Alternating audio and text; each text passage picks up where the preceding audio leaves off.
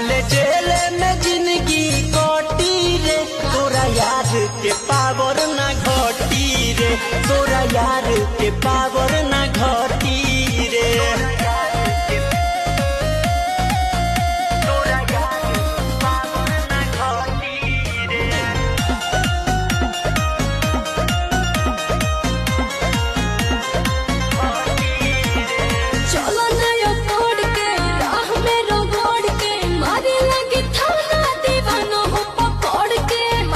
अरे हम खाने के आदमी नहीं, हम डरी ले ना मौत के मंजर से, रोज खेली ले बंदूक खंजर से।